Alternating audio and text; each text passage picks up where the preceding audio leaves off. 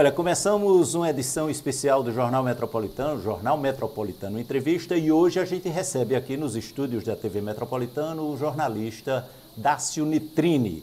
Dácio Nitrini tem uma longa história aí, desde os anos 70 na comunicação brasileira, principalmente em São Paulo, sua terra, e é com ele que a gente vai conversar sobre todas as mudanças que aconteceram no jornalismo e na comunicação desde os anos 70 até hoje. Dácio, muito bem-vindo ao Jornal Metropolitano. Olha, agradeço o convite. Para mim é uma honra e uma alegria poder falar de jornalismo, que você sabe que é o sangue que nós dois temos. É a vida, né, Dácio? Exato. Ô, Dácio, qual é, já para a gente ir direto para o assunto, sim, como é que você despertou para o jornalismo e qual a diferença que você vê do jornalismo que despertou você para entrar na profissão, sim, para o que acontece hoje? Olha, na verdade, o que me despertou para o jornalismo foi a necessidade de contar histórias e mostrar para os outros aquilo que eu estava vendo, que é um sentimento natural, espontâneo, que vem desde a adolescência. Eu sou uma pessoa falante, que quer conversar com os outros, discutir os caminhos para a solução dos problemas sociais, da comunidade, de tudo. Então, naturalmente, com essa força que vem de dentro desde a adolescência, que eu me lembro, desde da escola inicial, onde você se envolve e faz jornais escolares, etc., de repente eu me vi profissionalizado num período que foi ainda dentro da ditadura militar, então foi uma escola muito árdua, porque era uma escola combativa. Comparar o período em que eu comecei, jovem, com 18, 19 anos, e hoje eu tenho 71, portanto passaram-se uns bons anos, o que eu posso dizer é que as tecnologias foram diferentes e eu passei por várias delas. Quando eu comecei, ainda existia em São Paulo, Cassiano, a impressão por chumbo, com linotipo, com os gráficos, etc. Os grandes jornais eram feitos assim. Gráfico era uma profissão, não é? Gráfico, o linotipista era um gráfico. A gente não está falando de tabelas de, não. de estatísticas. Exatamente. E depois, imediatamente, poucos anos depois, vem uma nova tecnologia, todo mundo fica assustado que vem a offset. Depois da offset vem, e eu estou lá na Folha de São Paulo nos anos 80, começa o processo de informatização no Brasil.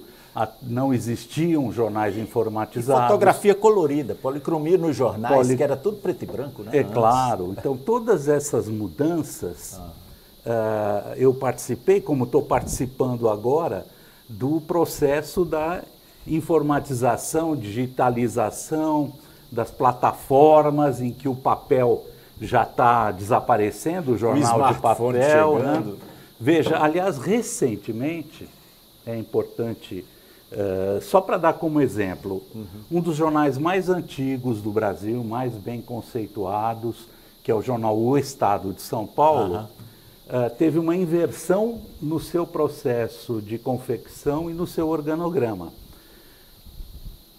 A redação do impresso, até 60 dias atrás, comandava todo o processo de coleta de informação, notícia, edição e ia para impressão.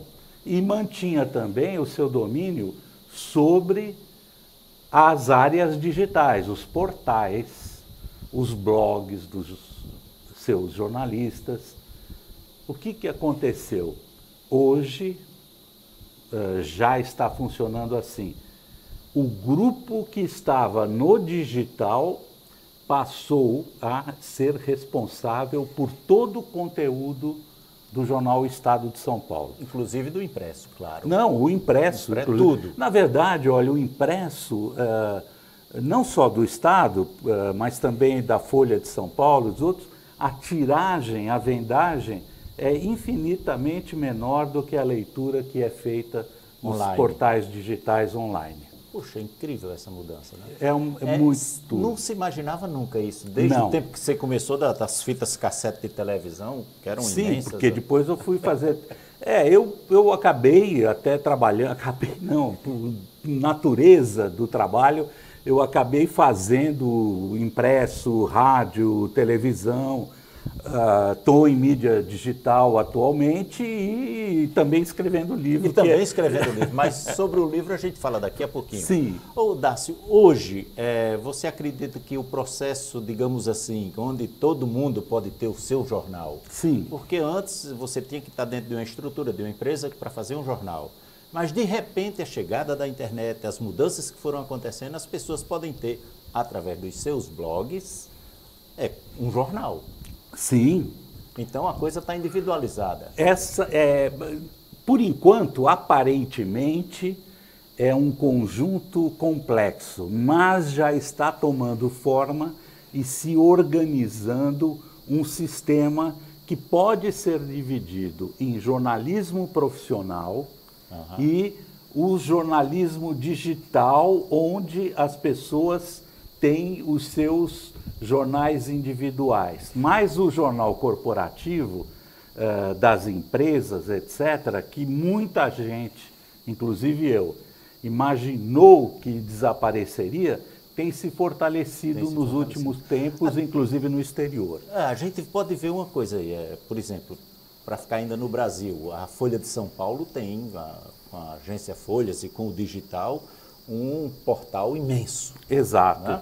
Ou seja, muito maior do que foi o impresso, mesmo quando ele foi muito grande. Sim, eu estava trabalhando na Folha, fiz de tudo dentro da Folha, no período em que eu estava num dos cargos de direção, com outros companheiros, que houve a informatização, a Folha tirava aos domingos 1.200.000 exemplares. 1.200.000, e vendia quase tudo, vendia Não, mais de 1 acabava, milhão de exemplares, acabava. 1.100.000. Então, hoje é um sonho de uma noite de verão. A Folha hoje, com grande esforço, deve, eu não sei precisamente, o número, mas está em torno de 150.000, mais ou menos, e comemorando isso.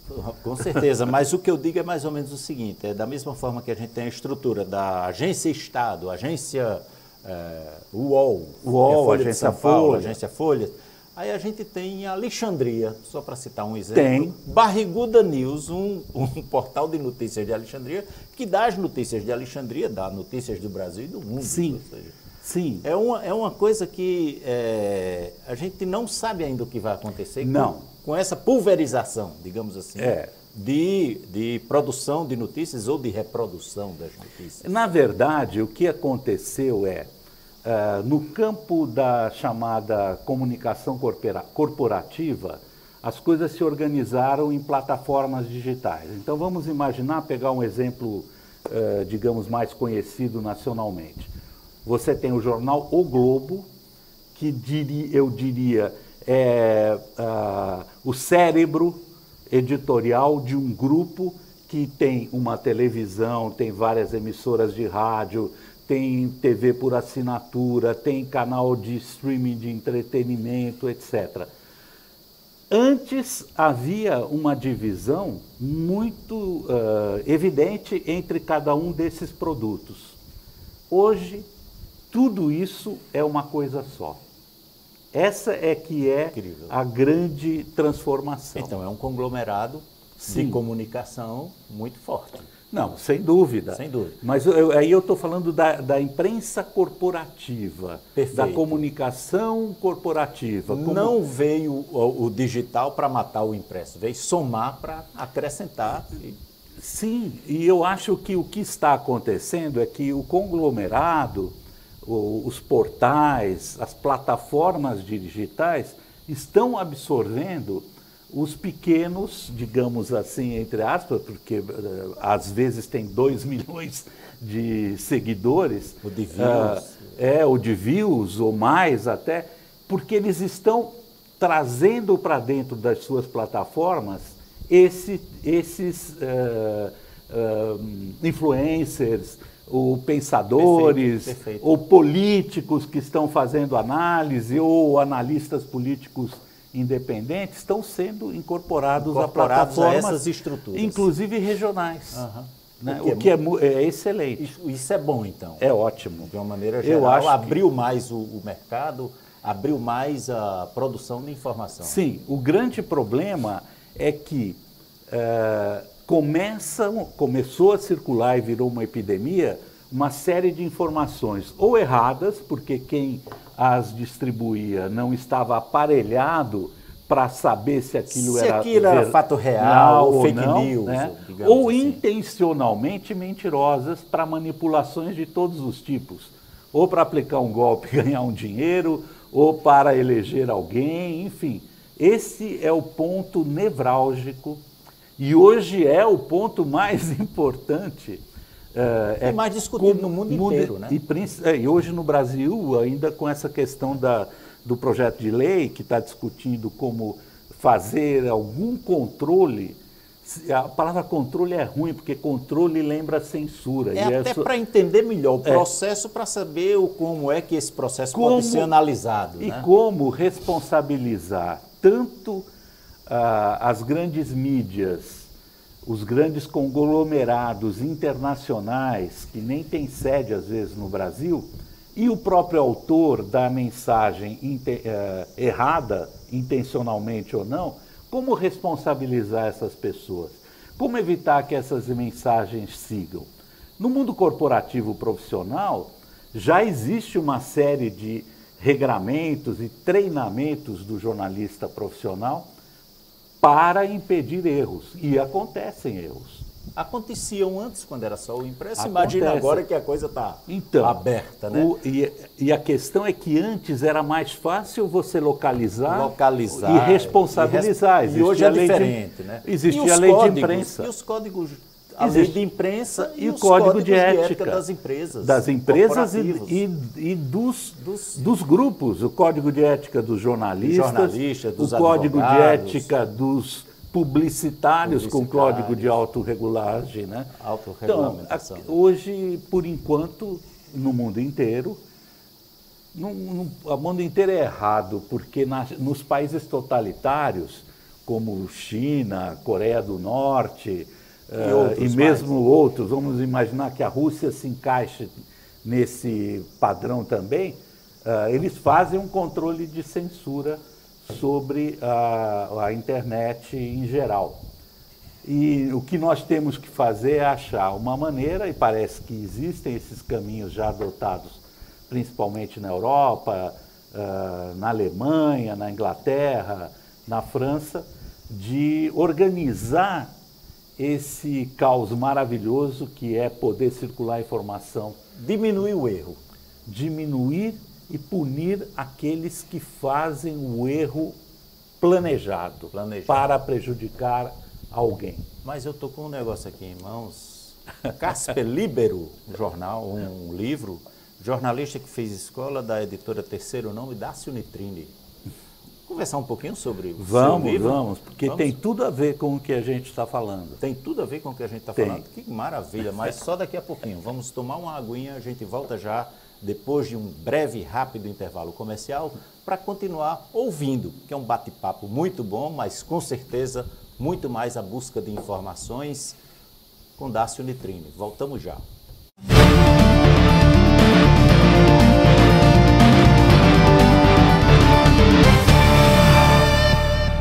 Em Natal, o trabalho nunca para. É trabalho pra cidade e pra você. A Prefeitura está reformando o Teatro Municipal Sandoval Vanderlei. O teatro irá contar com uma nova fachada e recepção, sala de leitura, espaço multiuso, cafeteria, painéis acústicos, área de convivência, camarins, espaços cênicos e muitas outras melhorias. Uma obra prioritária para a arte e a cultura de Natal e do RN. Em Natal, o trabalho nunca para. É trabalho pra cidade e pra você.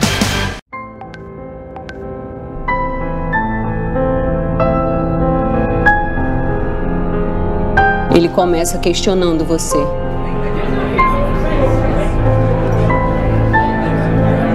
Diz que ama, que é por ciúmes.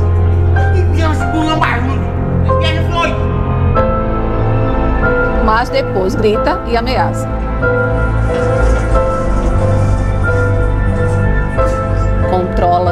intimida. Agride fisicamente.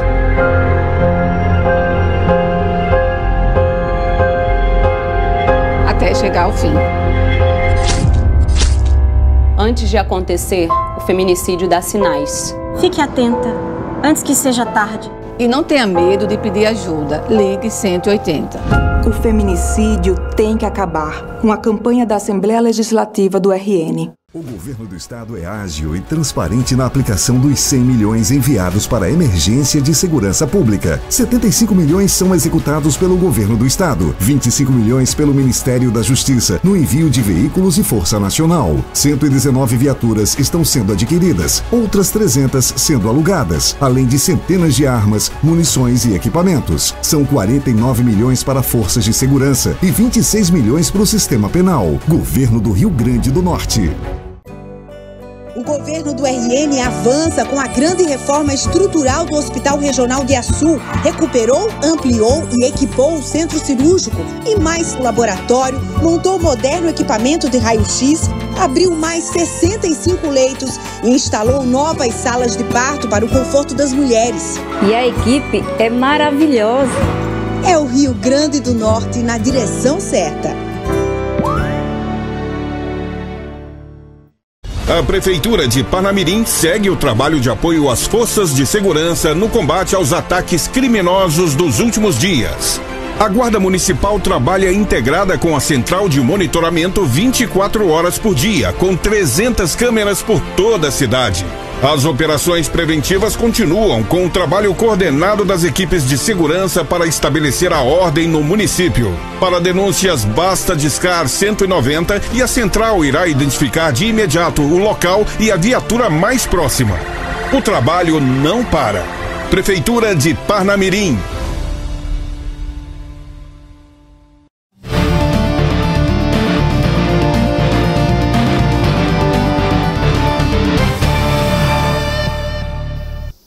Voltamos aqui ao Jornal Metropolitano Entrevista, hoje recebendo a presença do jornalista Dácio Nitrini. Dácio tem uma história fantástica no jornalismo nacional e, evidentemente, também como escritor.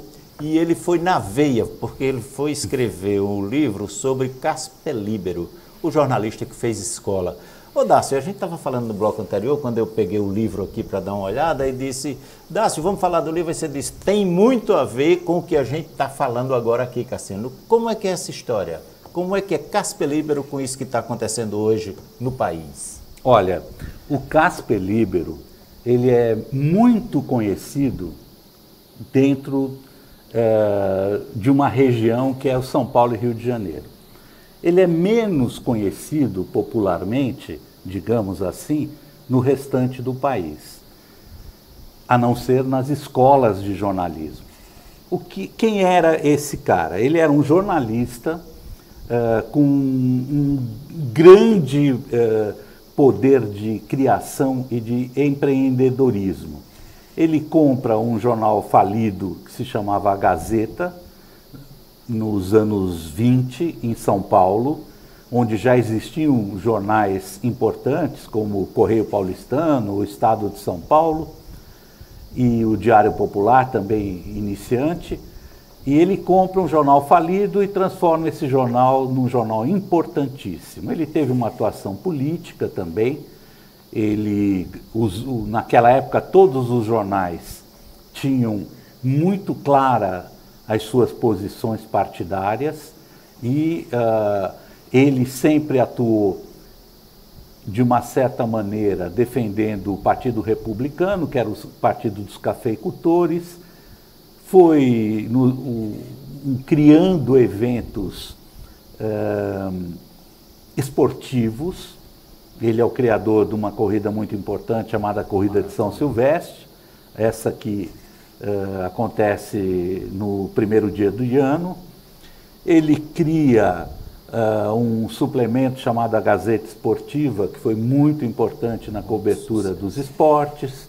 Ele faz a primeira transmissão numa época em que não havia emissora de rádio em São Paulo, em 1922, só foi criada a emissora de rádio em 1923.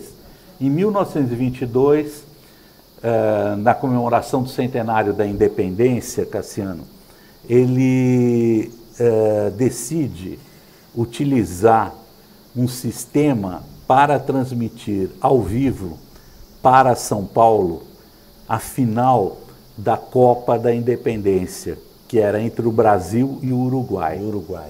Então, o jogo era no Rio de Janeiro, ele manda o editor de esporte dele para lá, esse editor de esporte entrou por uma linha telefônica, era um aparelho, uma traquitana mesmo, complexa, que se chamava telefone alto-falante. E pega em São Paulo e distribui no Vale do Anhangabaú. Quem não conhece São Paulo, é uma área grande, é um vale de um rio que está encanalizado, e ali a multidão se concentrou e através de alto-falantes, umas cornetas, esse jogo foi transmitido. É uma coisa histórica e onde ele ganha um grande destaque, o jornal cresce e ele vai em frente. Mas aí a pergunta, está no livro essa história? Todas essas histórias estão no livro. A criação da São Silvestre, todos esses fatos. E como é que ele fez escola? Mas o importante que eu ia dizer, primeiro eu tracei um perfil de quem ele era como empreendedor. E agora eu queria falar um pouco como ele era como jornalista. A partir do momento em que ele começa a viajar muito, ele vai aos Estados Unidos algumas vezes e vai visitar, na época, a primeira e única escola de jornalismo nas Américas, que era a Columbia, e fica fascinado pelo ensino de jornalismo que estava organizado nos Estados Unidos. Daí ele incorpora a ideia de criar no Brasil uma escola de jornalismo. Vive com essa ideia. Naquele tempo? Naquele tempo. Poxa, incrível. Ele vai, ao longo do tempo em que o jornal foi crescendo, em que ele vai mudando de posição, por exemplo, em 1930, quando Getúlio assume o poder, impedindo a posse do candidato Washington Luiz, histórico, ele estava ao lado do Washington Luiz. O que aconteceu? Os getulistas simplesmente acabaram com o jornal dele, incendiaram, fizeram... acabou. Uma coisa que não se imagina nos dias atuais, mas era assim que acontecia. Naquele período. Ele teve que fugir, ficou no exílio por um tempo. Aí, em São Paulo, surge aquele movimento antigetulista, conhecido em 1932. Ele adere, aí volta para o Brasil, adere e recupera o jornal com dinheiro emprestado do irmão e põe o jornal a favor da Revolução de 32 contra o Getúlio. Obviamente, São Paulo é histórico, perdeu, ele novamente tem que se exilar. Só que 3 anos depois, isso para vocês verem como são as coisas no mundo dos barões da imprensa, os donos de jornais e dos jornalistas políticos, entre aspas. Em 35, ele adere ao Getúlio fanaticamente, quer dizer, 3 anos depois, ele saiu de um lado para o outro, e a partir daí, com apoio oficial da presidência, que na verdade já era uma ditadura, ele consegue receber uma indenização do prejuízo que ele sofreu em 1930, quando os próprios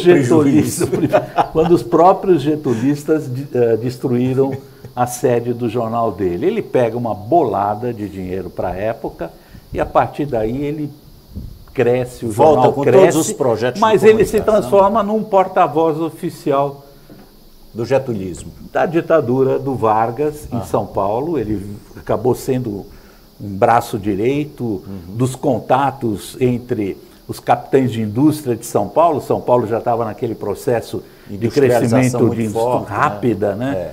E vem a Segunda Guerra, o Getúlio fica com um pé no nazifascismo, outro pé nos americanos, daí o jornal vai de apoio ao nazifascismo. E muda. Daí ele vai para a Alemanha comprar maquinário feito pela indústria, é recebido com tapete vermelho pelo Goebbels, né?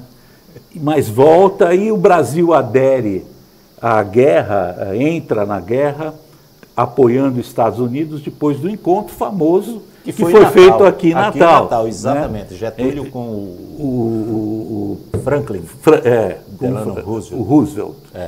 O Getúlio e o Roosevelt se encontraram, fizeram o acordo, Estados Unidos deu um dinheiro extra para o Brasil e o Casper Libero aderiu, viajou para os Estados Unidos, etc. E aí fez escola. Quando ele está nos Estados Unidos, novamente, ele traz professores da faculdade para fazer aulas, digamos assim, palestras para os jornalistas do grupo dele e também os demais jornalistas de São Paulo. Que tinham interesse de outros...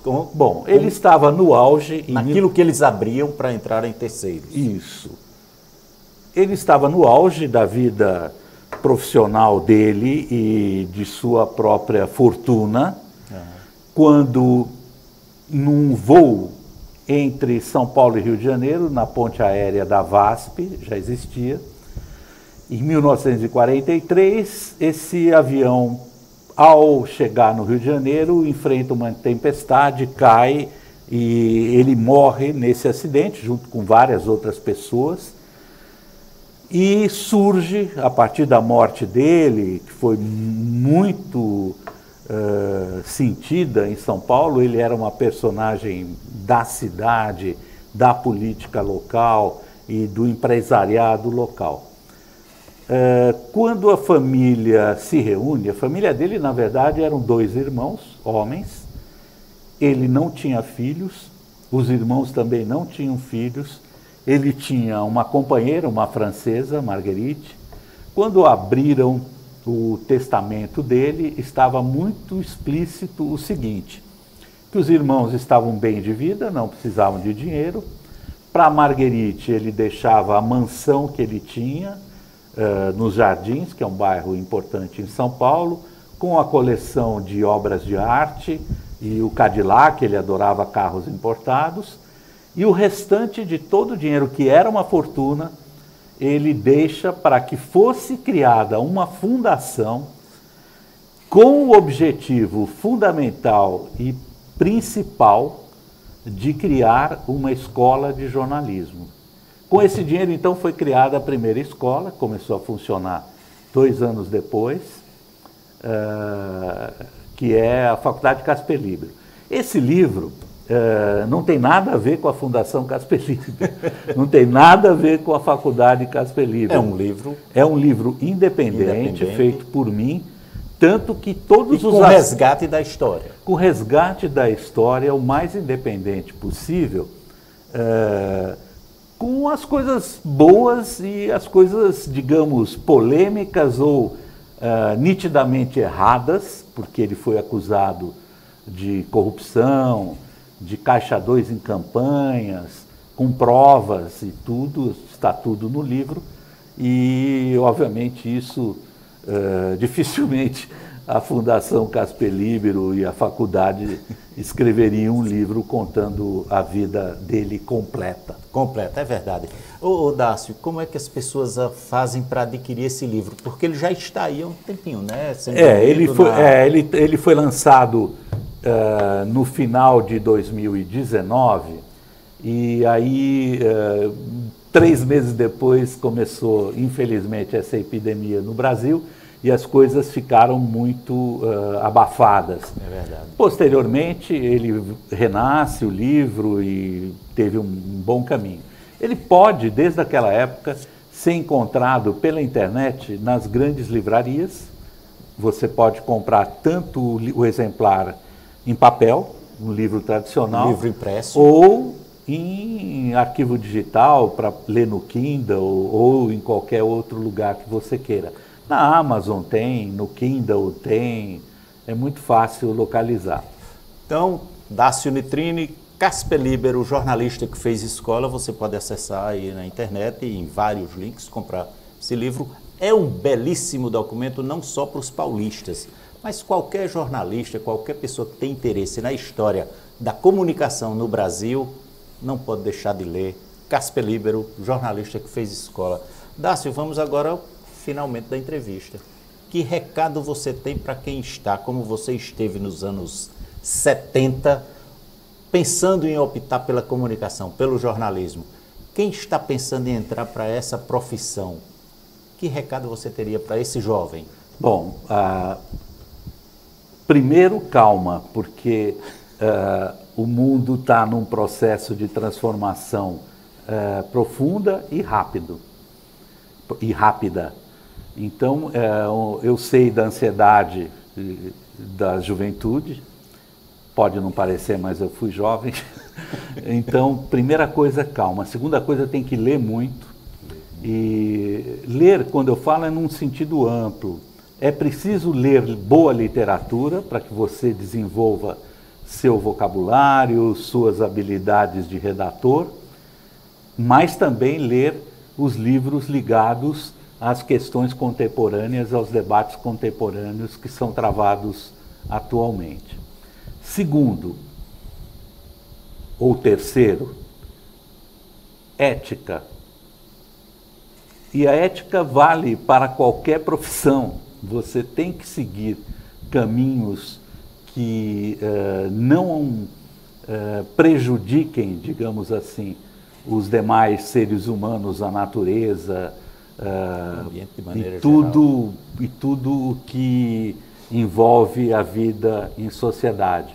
É preciso ter um senso de justiça e, principalmente, quando você for consumir comunicação, não consumir apenas comunicação produzida por aqueles que pensam exatamente igual a você, porque aí você não cresce. É fundamental as pessoas lerem jornais de linhas políticas diferentes, acompanharem portais de linhas políticas diferentes, para que elas possam, a partir daí, desse confronto de ideias, desenvolver as suas próprias convicções. Aí é uma maneira de escapar da manipulação em que todos estão sujeitos e precisa estar alerta contra elas. Olha, papo muito bom. Dava para a gente continuar conversando um pouco mais, com certeza. Para mim é um prazer. Mas muito obrigado, Dácio Nitrini. Eu que agradeço. A gente vai ficando por aqui com essa edição Jornal Metropolitano Entrevista e, para nossa satisfação, recebendo hoje o jornalista Dácio Nitrini, também escritor, autor do livro Casper Líbero, jornalista que faz história. Obrigado também a você, telespectador, que nos honra com a sua audiência. O Jornal Metropolitano volta todos os dias com sua edição de notícias normais do dia a dia, às 12h40 e às 15 horas com o Jornal Metropolitano Entrevista, a cada dia recebendo um convidado diferente. Obrigado, Natal. Obrigado, Rio Grande do Norte. Mais uma vez, obrigado, Dácio Nitrini. Eu que agradeço a atenção. Muito obrigado. Até lá.